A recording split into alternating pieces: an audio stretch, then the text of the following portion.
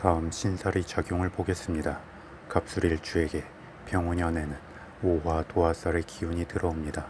도화살의 기운은 자신의 행위와 별개로 관심과 주목도가 올라가는 기운이고, 그 관심과 주목도는 긍정과 부정을 모두 함축하게 됩니다.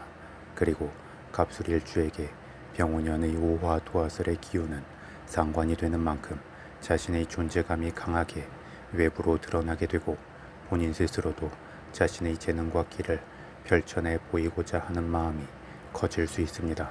그런데 이러한 강한 드러남은 긍정적으로 작용할 때 인기가 올라가는 것이 되지만, 부정적으로 작용하면 시기와 질투를 받게 되고 쓸데없는 시비에 휘말리거나 사건 사고를 부르게 될 수 있습니다.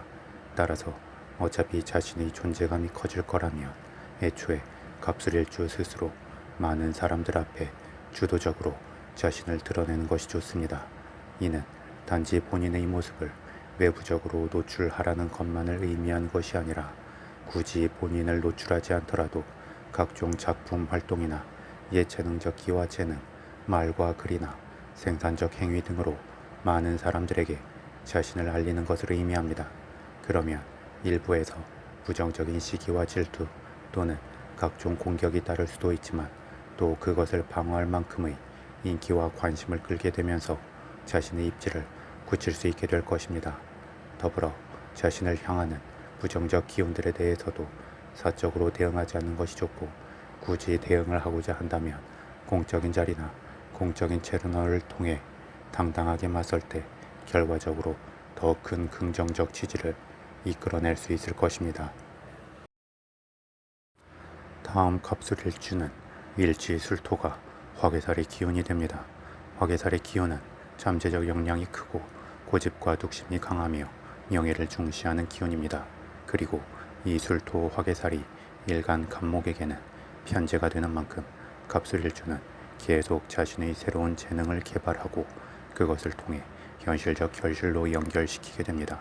그리고 이러한 술토 화개살의 기운이 병원연에는 오화 도화살의 기운과 함께 작용하고, 그 두 기운이 지지 반합을 이루어 화기운을 더욱 강화시키게 됩니다.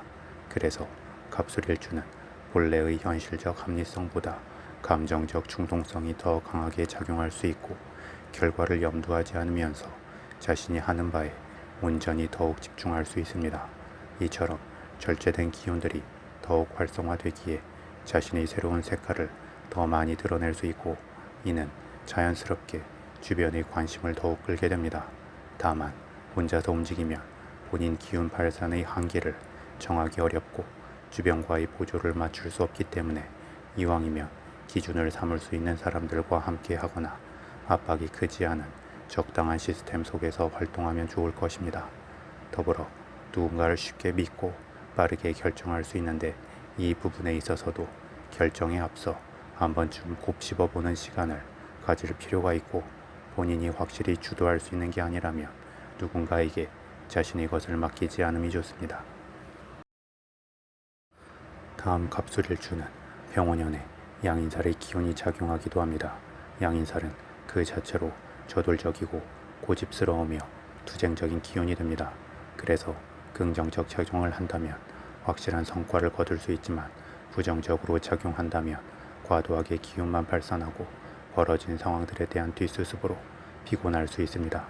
특히 갑술일주에게 병원연의 기운은 일간의 기운을 빠르게 발산시키는 식상의 기운이 되기 때문에, 그 흐름의 방향성이 명확하지 않다면 겉의 화려함에 비해 실속이 없을 수 있고 필요없는 구설만 따르게 될 수 있습니다. 따라서 관심 있고 좋아하는 것에만 몰입하면서 빠르게 행동하는 것만을 추구하기 이전에 조금 느리더라도 일단 상황을 넓게 관조하면서 자신이 가고자 하는 방향과 그 주변을 한번 살피는 게 좋고, 현실적 결과의 기준을 정하여 움직일 필요가 있습니다. 그러면 필요 이상으로 에너지가 낭비되지 않고 불필요한 구설에 휩쓸리지도 않으면서 알차게 한 해의 결실로 이어지게 될 것입니다. 다음 12신살의 관점에서 갑술일주 일지술토를 기준으로 병원연의 지지인 오화는 장성살이 되고, 일지술토는 화개살이 됩니다. 장성살은 기준이 되는 지지의 기운 흐름에서 절정에 이른 기운이 됩니다. 그런 만큼 갑술일주의 지지인 술토의 기운이 병원연의 오화 장성살의 기운과 더불어 빠르게 흐름을 타고 합쳐지게 됩니다. 이는 지지들의 관계에서는 강성함이 되면서 잠재적 기운까지 강하게 분출시킬 수 있지만 일간 간목의 입장에서는 그 주도적 힘이 약화될 수 있습니다. 그래서 행동과 추진의 힘이 좋아지기도 하지만 충동적 휩쓸림이 생길 수 있기도 합니다. 그런 만큼 갑술일주는 병원연에 어떤 말과 행동을 할 때 잠시라도 되짚어보는 시간을 갖고 반응의 속도를 조절할 필요가 있고 어떤 방향으로 어느 정도까지 진행을 하겠다는 계획과 목표의 틀을 정하면서 움직이면 좋을 것입니다.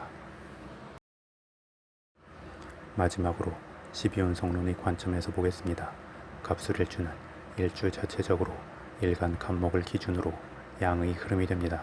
양은 신체 발현은 다 됐지만 아직 세상 밖으로 탄생하지 않고 엄마 뱃속에 머물고 있는 상태입니다. 그래서 세상에 대한 경험이 없는 만큼 이상향을 꿈꿀 수 있고 자기 세상에만 갇혀 안주할 수 있습니다. 하지만 또 아직 자신의 기운을 사용하지 않고 엄마의 뱃속에서 보호를 받는 상태이기 때문에 언제든 펼쳐낼 잠재적 에너지가 큰 상태이기도 합니다. 이는 강한 외부의 이끌림이나 아니면 강한 자극이 생긴다면 지속적으로 자신의 잠재된 에너지를 발산할 수 있음을 의미합니다.